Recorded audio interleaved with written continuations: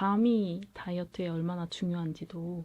잠은요, 옛날에 이제 어느 학회를 갔는데 그 학회에서 유명한 분이 발표를 하는데 미국 콜롬비아 대학교에 계신 분이 잠자는 시간하고 비만하고 밀접한 관련이 있다고 그래서 뭐 저는 맨 처음 그렇게 생각해서 뭔 쓸데없는 소리를 하고 있어 하고 생각했는데 그분의 연구 결과를 보고 대한민국 자료, 우리나라 자료를 분석을 해봤더니 똑같아요.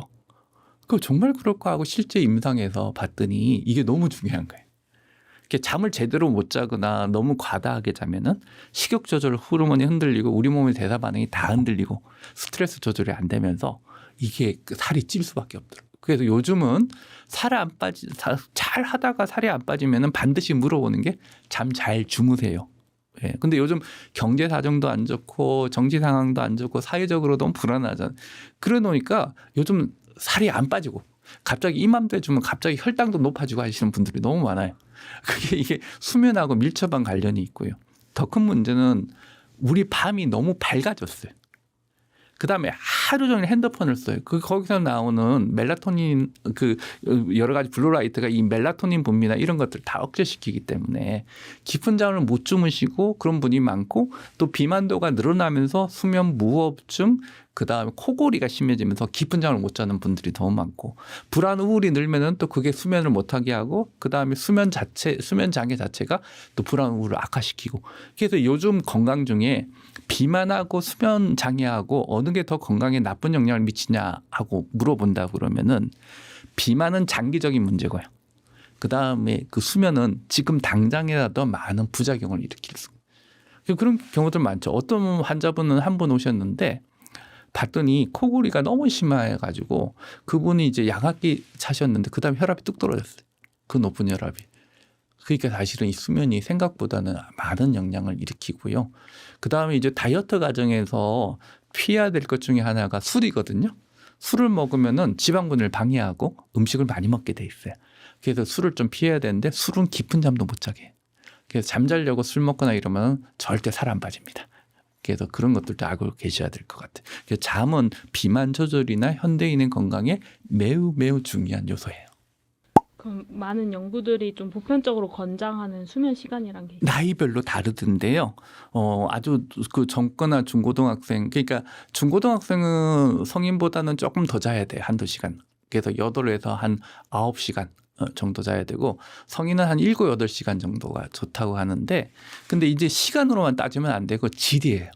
어떤 그 질 좋은 잠을 자느냐. 코골이를 하면서 수면 무호흡에서 7시간 자봤자 무슨 의미가 있겠어요. 그래서 질 좋은 잠을 그렇게 자야 되는데 안타까운 거는 우리 청소년들이죠. 입시에 시달리다 보니까 어른도 문제지만 요즘 청소년들이 잠을 못 자요. 얼마 전에 이제 뭐 칼럼을 제가 한 신문사에 써드렸는데 그 OECD 국가 중에 비교해 왔는데 한국이 꼴찌. 그러니까 우리 청소년들이 얼마나 이 입시 스트레스 때문에 건강을 해치고 있는지 또 그렇게 수면 시간이 줄면은 그러니까 수면을 적게 자도 문제고 많이 자도 살이 찌거든요. 그러니까 적게 자도 살이 쪄요. 그래서 그런데 비만에 노출되는 원인 중에 하나가 또 그런 면도 있어요. 너무 많이 자도 살이 찔 수가 있나요? 그럼요. 성인 같은 경우는 7시간 미만, 그다음에 10시간 이상 잔 경우는 살이 찌고 7에서 한 8시간 정도, 그 정도 산 사람들이 제일 살이 안 찐 걸로 돼 있어요. 그리고 그 시간대도 중요하다는 얘기도 있던데. 아침에 빛이 들어오면요. 우리 몸의 시계가 흔들려요. 그래서 이게 밀폐된 공간에서 그렇게 빛이 안 들어오는 공간에 그렇게 주무시는 거는 별 문제는 없을 것 같아요. 왜냐하면 우리 시계가 생각보다 굉장히 정확합니다. 일정 시간 되면 점심시간 되면 배고프잖아요.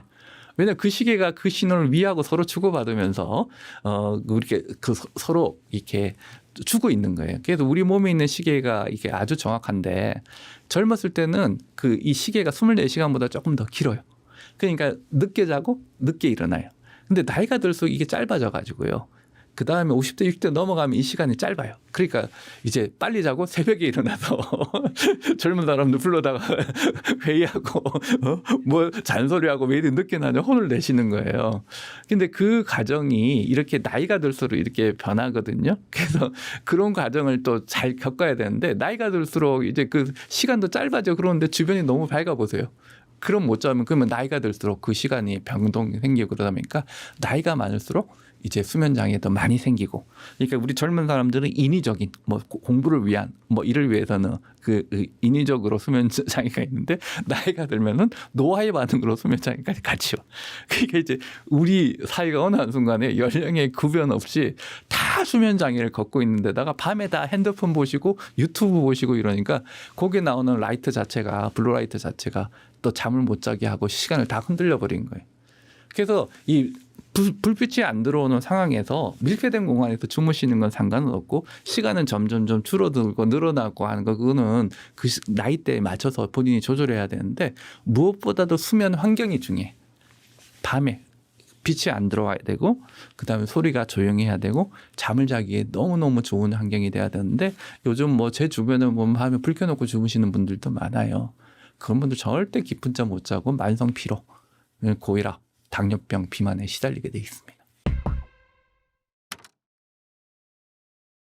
다이어트 클리닉을 하는 저한테 하루 중에 제일 빼놓지 말고 이 시간만큼은 뺏기지 않았으면 좋을 것이 무엇인가라고 물으면 저는 수면 시간이라고 얘기를 하겠어요. 저한테는 정말 수면이 중요하고요. 또 수면은 연구하면 연구할수록 정말 중요한 겁니다. 다이어트 측면에서만 수면을 살펴보면요.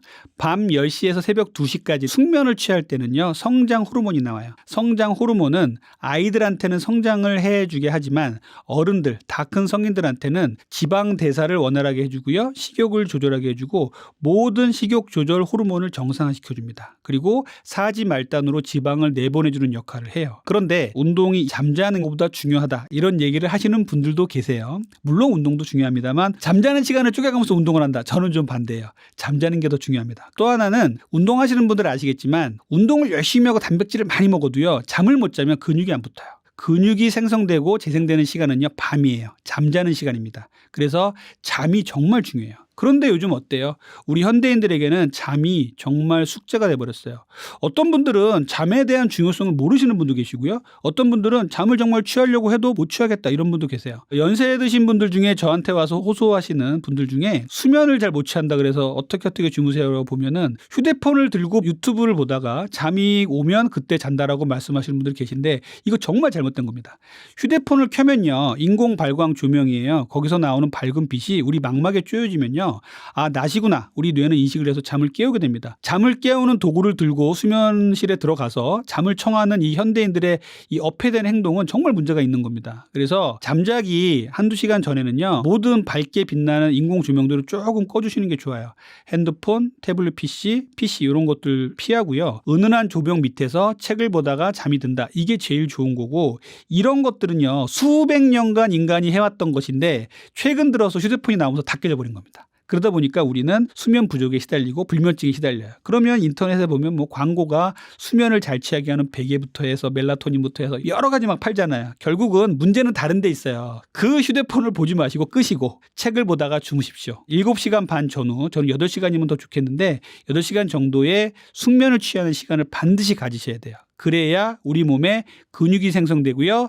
다음날 식욕 조절이 잘 되고요. 온갖 식욕에 관련된 호르몬들이 다 정상화가 됩니다. 잠을 못 자면요. 코티졸이라는 스트레스 호르몬이 나와요. 저는 이제 뭐 의대 다닐 때 밤새는 거를 밥 먹듯이 했으니까 밤을 새서 공부를 하면요. 다음날 이상한 게 땡겨요. 평소에 먹지도 않던 라면이 땡기고요. 막 단맛 나는 게 땡기고 그래서 아주 스스로 막 힘들었던 경험들이 되게 많은데 결국 그거였어요. 스트레스 호르몬이 나오고 또 렙틴 그렐린이 교란이 되면서 다음날 식욕을 엉망진창으로 만들어버립니다. 그럼 우린 또 포도당을 엄청나게 먹고 혈당 스파이크를 만들게 되겠죠. 그래서 잠을 잘 주무시면 모든 대사가 정상이 되고 혈당 스파이크도 안 만드는 이런 몸이 될 수가 있습니다.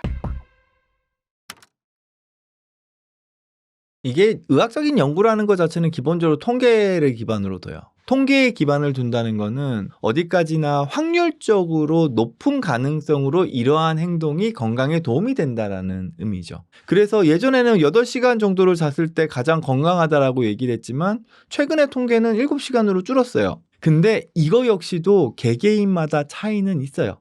저한테 오시는 많은 분들이 그 얘기예요. 7시간을 자더라도 늦게 자서 늦게 일어나면은 성장 호르몬 분비되는 12시에서 2시 사이에 잠을 안 자고 있기 때문에 몸에 안 좋은 거 아닌가요? 성장 호르몬이 열심히 분비되는 시간은 사람마다 달라요. 꼭 12시에서 2시까지가 아니거든요. 근데 이거를 그냥 확률적으로 많은 사람들이 그 시간에 많이 자서 성장 호르몬이 많이 나온다는 걸로 그냥 그걸 팩트라고 인식을 해버리면 오류가 생겨버리는 거예요. 수면에 있어서 제일 중요한 거는 본인의 삶의 환경에 가장 최적화된 일관된 시간을 규칙적으로 자는 거예요. 어떤 사람은 아침에 일찍 일어나야 해서 하루에 5-6시간밖에 못 잘 수도 있죠. 그러면은 평일 5일에 일을 한다고 생각을 하면은 일주일 중에 한 5시간에서 많으면은 10시간 정도 수면량이 부족한 거 아니에요. 그러면 그 부족한 수면은 주말에 몰아자는 거예요.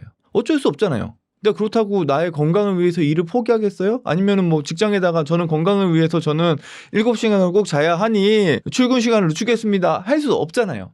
그러면 그 상황에 맞게끔 나한테 맞는 규칙적인 수면 습관을 잡는 게 우리 건강에 더 도움이 될 수 있어요. 사람이 밤에 몰아서 잘 수 있는 건 우리가 그만큼 안전한 사회를 살고 있기 때문에 생긴 후천적 습관일 수 있어요. 무슨 얘기냐 하면 동물들을 봤을 때 천적이 있는 말이나 새 이런 천적에 의해서 공격을 받을 수 있는 동물들은 통잠을 못 자요. 거의 1-2시간 간격으로 짧게는 15분, 길게는 30분씩 쪼개 자요. 24시간 동안. 심지어 돌고래라는 동물은 좌뇌 우뇌를 나눠가면서 자기 때문에 24시간 동안 잠을 안 자요. 우뇌로 자는 동안에는 좌뇌로 활동하고 좌뇌가 자는 동안에는 우뇌로 활동을 하는 거예요.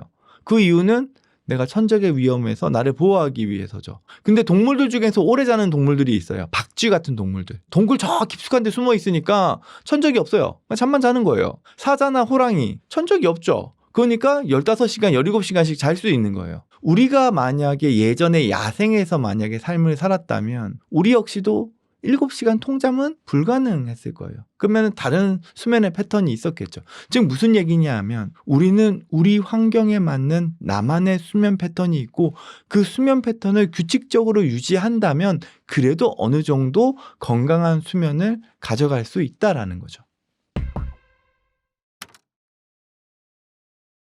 제가 절대 먹지 말아야 되는 수면제로 루나팜을 거론한 이유는 그러니까 많은 나라에서 루나팜이 금지되어 있기 때문에 그래요. 미국에서도 금지되어 있고 유럽에서도 금지되어 있고 뭐 심지어 남미에서도 금지되어 있거든요. 왜냐하면은 루나팜이 데이트 강간 목적으로 악용되는 여지가 있어서 그걸로 많이 알려진 약이기도 해요. 중독성도 크기도 하지만 물론 그렇다 그래서 다른 수면제들이 그런 또 악용될 위험이 없냐? 하면 또 그건 아니에요. 하여튼 루나팜이 거기에 상징적인 약이다 보니까 루나팜 자체가 절대로 먹지 말아야 될 수면제 이렇게 제가 좀 이야기한 측면은 있고요. 그렇다고 다른 수면제 대표적인 게 이제 스틸록스 졸피뎀 뭐 이런 약들이죠. 그런 약이 안전하냐 하면 결코 그렇지 않아요. 기본적으로 스틸록스 졸피뎀은 나 혼자 잔 거 같은 느낌을 만드는 약이에요.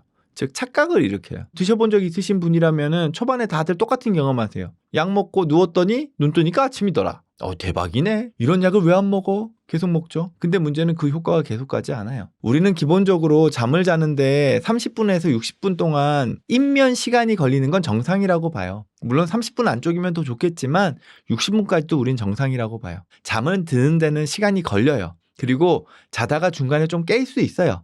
그리고 다시 잠들면 돼요. 중간에 화장실도 왔다 갔다 할 수도 있고요. 내일 되게 긴장되는 어떤 일이 있으면 잠을 좀 설칠 수도 있어요. 근데 다만 나중에 그 일이 끝난 다음에 몰아자면 되거든요. 근데 스틸록스는 어떤 환상을 만드냐 하면 이 약을 먹으면 바로 잠들 수 있어. 하지만 실제로 검사를 해보면 스틸록스를 먹고 바로 실제로 잠에 들지 않아요. 우리가 수면 다원 검사라 그래서 뇌파를 통해서 잠을 자는 걸 측정할 수 있는데 약을 먹고 난 다음에 환자는 10분, 20분 안에 잔 것 같은데? 라고 나중에 회상을 해서 기록을 하지만 실제 수면 다원 검사에서 잠든 시간을 보면 훨씬 더 뒤에 있어요. 단순히 약을 먹고 기억이 날아간 거예요. 그러다 보니까 대표적인 스틸록스 졸피뎀의 부작용이 기억이 안 난 채로 행동하는 거예요. 예를 들어서 이런 거죠. 스틸록스 먹고 난 다음에 개운하게 잘 잤네. 용량도 높게 먹었다 쳐요. 뭐 하나 가지고 잘 안 돼서 오늘은 좀 더 푹 자고 싶으니까 하나에 반 먹자 하고 하나에 반 먹었어요. 그러니까 먹자마자 얼마 안 돼서 잠들고 눈 뜨니까 아침이네라고 딱 아침에 일어나가지고 부엌에 딱 갔더니 라면을 먹은 흔적이 있어요. 양푼이 비빔밥을 비벼 먹은 흔적이 있어요. 근데 이 집은 나 혼자 살아요. 난 기억이 없는데 먹은 사람은 나예요. 그냥 기억을 못할 뿐이죠. 그러고 난 다음에 핸드폰을 봤더니 전화를 5만 대다 해놨어요. 카톡도 막 보내놨어요. 근데 이거 누가 보내요? 내가 보냈죠. 근데 난 기억 한 개도 못해요. 심한 경우에는 밖에 나가기도 하고 운전을 하는 경우마저 있어요. 가장 비극적인 건 우울증이 심해서 죽고 싶은 생각이 있을 때 스틸록스를 과량으로 복용하게 되면 나는 기억도 못한 채로 자살을 시도해버려요. 그래서 수면제가 위험하다고 이야기하는 거예요. 어쨌든 우리나라에서는 불법이에요. 식약처에서 약국에서 살 수 있는 약으로 허가되지는 않은 약이거든요. 근데 다만 외국에서는 이제 흔히 쓰고 있고 딱히 건강에 위해하지 않기 때문에 뭐 문제를 안 삼고 있는 거죠. 어찌됐건 근데 우리나라에서 멜라토닌 제형을 처방전 없이 사고 파는 거는 불법입니다. 근데 멜라토닌이 그렇다고 해서 도움이 되느냐? 잠을 드는 데는 좀 도움이 될 수도 있어요. 고용량인 경우에는요. 그리고 시차 적응을 하거나 내가 일정 부분의 수면 패턴을 잡는 데는 약간의 도움이 될 수도 있습니다. 하지만 숙면을 취하는 데 도움이 되지는 않아요. 왜냐하면 두 가지 이유가 있는데 첫 번째로 외국에서 파는 멜라토닌의 함량을 FDA에서 전수조사를 한 적이 있었는데 그 함량이 실제 함량이랑 맞지 않아요. 그리고 두 번째는 멜라토닌은 우리 몸 안에서 엄청 빨리 분해됩니다. 분해되는 속도를 측정하는 반감기, 반으로 떨어지는 데까지 걸리는 시간이 있는데 멜라토닌은 한 20분에서 40분 정도예요. 그러니까 20-30분 지나고 나면 우리 몸 안에서 분해가 반으로 뚝뚝 떨어지는 거예요. 그러면 1시간, 2시간 내로 다 분해해서 없어진다는 얘기거든요. 그래서 잠을 끌고 가는 효과는 멜라토닌은 기본적으로 약하죠. 즉 멜라토닌을 그냥 먹게 되면 우리 몸 안에서 한꺼번에 멜라토닌 농도가 확 높아졌다가 빨리 떨어지는 거예요. 그러면은 잠 들 때만 효과가 좀 있을 수 있다는 게 그런 의미고요. 근데 이제 우리 몸 안에서는 멜라토닌을 꾸준하게 분비하고 있죠. 우리 뇌에서 아침까지. 그래서 멜라토닌을 어떻게 만드냐? 코팅을 여러 겹 씌워요. 그래서 잠을 자는 사이에 장에서 서서히 계속 흡수될 수 있도록 만들어 놓은 게 의학용 멜라토닌이고요. 혹은 멜라토닌의 화학적인 구조를 살짝 바꿔서 반감기를 길게 만들어 놓은 것도 어떻게 보면 의학적으로 사용할 수 있는 멜라토닌의 약이라고 할 수 있죠. 이건 처방전이 있어야 살 수 있습니다. 멜라토닌은 딱히 부작용은 없어요. 용량이 높아졌을 때 다만 이제 여성 호르몬에 약간 영향이 있어서 약간 피임 효과가 있습니다. 그래서 내가 임신을 준비하려고 하고 있다라고 할 때는 멜라토닌은 좀 피하시는 게 좋겠죠. 이 부분은 사실 이제 잠을 자면서 치유한다라기보다 우리가 잠을 자면서 꿈을 꾸는 상태에서 이제 단기 기억을 장기 기억으로 바꾸는 그 상태가 있어요. 그걸 렘 상태라고 얘기하는데 우리가 렘 상태에서 부정적인 기억 감정들을 장기 기억으로 바꾸는 과정이 있는데 이 렘 상태라고 하는 걸 이제 인위적으로 만드는 거예요. 실제로 잠을 자는 건 아니고 제가 계속 뇌의 어떤 시스템, 뇌가 착각을 잘한다. 라고 하는 부분을 이용해서 우리가 이제 일반적인 의식 상태지만 뇌가 렘 상태라고 인지할 수 있게끔 유도를 하는 거예요. 그러면 자기 스스로는 잘 못 느낄 수도 있어요. 예민하시는 분들은 이제 잘 느끼는 분들도 있지만 대부분은 이제 내가 렘 상태구나라고 하는 걸 못 느끼시는 분들이 많고 그 렘 상태를 통해서 부정적인 기억들을 긍정적인 기억 감정으로 바꾸는 과정이 의학 최면 치료라고 볼 수 있어요. 그래서 저는 요거를 좀 다르게 뇌인지 최면이라고 말씀을 드리는데 우리가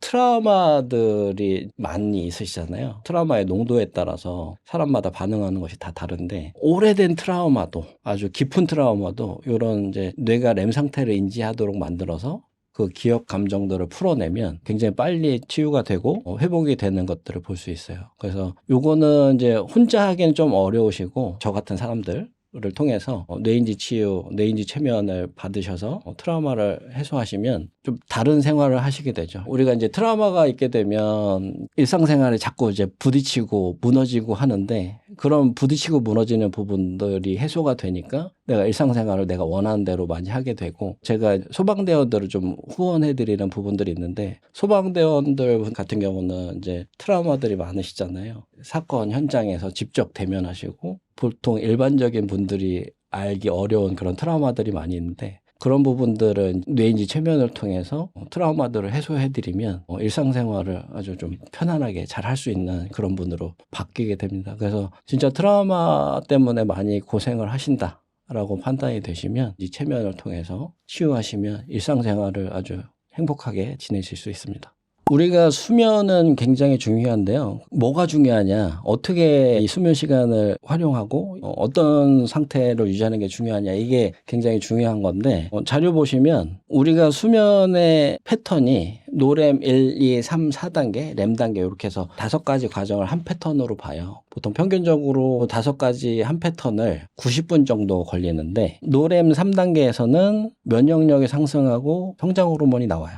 그리고 노렘 4단계에서는 뇌가 죽은 것처럼 쉬는 상태. 다시 말씀드리면 이제 뇌가 리셋이 된다라고 보시면 되고 그 상태에서 아까 이제 노렘 3단계에서 면역력이 상승됐잖아요. 그래서 뇌가 리셋되는 상태에서 몸을 치유하게 되거든요. 그래서 일산화탄소 농도가 높아지면서 몸에 어떤 바이러스들을 태워 죽이는 이런 상태가 돼서 일단은 우리가 잠을 잘 때 뇌와 몸을 리셋을 하는 상태가 돼요. 그래서 요 시간이 굉장히 중요한데 요 시간이 되면 뇌 시스템은 아까 말씀드린 대로 생존과 정서와 인지 요 방향대로 발달이 되는데 우리가 잠을 잘 때도 똑같아요. 뇌, 몸, 요 생존이 일단 해결이 되면 그 다음에 이제 정서적인 기억 감정들을 저장하는 렘 상태, 꿈을 꾸는 상태가 되는데 이 상태에서 이제 꿈을 꾸고 정서적인 것들을 저장을 하고 이 상태가 돼요. 근데 보통 요 노렘 3단계, 4단계 들어가는 그 시간이 첫 번째 수면, 두 번째 수면. 우리가 8시간을 잔다라고 했을 때 첫 번째 수면, 두 번째 수면에서 요 노렘 3단계, 4단계를 들어가게 돼요. 그래서 평균적으로 요 노렘 3단계, 4단계를 들어가는 시간이 8시간을 잔다라고 했을 때 1시간 이상은 들어가야 된다. 그래야 우리가 치매 증상이 생기지 않아요. 근데 대부분 치매 증상이 생기는 이유가 요 노렘 3단계, 4단계를 충분하게 못 들어가서 그래요. 그래서 우리가 노렘 3단계, 4단계를 들어가는 시간이 자료 보시면 첫 번째, 두 번째 수면에서는 바로 들어가게 되고 세 번째부터 이제 3단계까지 가고 네 번째 수면에서는 노렘 2단계까지 들어가게 돼요. 그래서 처음 잠자는 시간에 한 3시간 안에 노렘 3단계, 4단계 들어가다 보니까 우리가 예전에 12시 전엔 자야 된다라고 얘기했던 게 이런 개념에서 나오는 거라고 보시면 되고 그래서 깊게 자는 시간이 적어도 3시간은 돼야 된다. 그리고 깊게 자는 시간은 줄어들지만 그 이후의 시간도 중요한 게 뭐냐면 자료 보시면 초기에 잠자는 상태에서는 렘 상태의 시간이 짧잖아요. 근데 뒤로 가면서 렘 상태의 시간이 길어지잖아요. 그래서 우리가 렘 상태에서는 단기 기억을 장기 기억으로 바꾸는 기억 감정을 저장하는 시간이라고 볼 수 있는데 수면 시간이 짧아지면 렘 상태의 시간이 렘 수면 시간이 줄어들면서 기억 감정을 저장하는 시간이 줄어들어요. 그러면 그걸 다른 말로 얘기해서 기억력이 떨어진다라고 볼 수 있어요. 그러니까 머리가 안 좋아질 수 있다. 그래서 우리가 공부 많이 하는 친구들이 잠을 줄여가면서 막 공부를 하지만 실질적으로 그게 뇌에 남지 않을 수 있다. 그러니까 최소한 8시간 정도는 충분히 깊게 잘 자야 뇌도 몸도 기억 감정도 온전한 상태가 된다. 그래서 수면을 너무 막 이렇게 줄이시려고 하지 마시고 충분하게 잘 자는 게 필요해요. 8시간 누워있는데 깊은 수면을 못 들어갔다. 이거는 별로 의미가 없고 잘 자고 잘 회복하고 잘 기억을 저장하고 하는 이런 시간이 필요한 거죠. 그래서 될 수 있으면 8시간 정도는 주무셔라. 그래서 뭐 잠을 많이 자는 사람들은 이제 아름답다고 얘기들 하시는데 그것도 좋아요. 피부가 좋아지니까. 잠은 충분히 많이 주무시고 그랬을 때 몸이나 뇌나 에너지가 많이 올라오거든요. 그랬을 때 업무를 하는 집중도나 에너지나 이런 것들 높아지기 때문에 전반적으로 생각하면 이제 푹 자고 잘 자고 좋은 에너지를 가지고 새롭게 시작하고 하는 것이 중요합니다.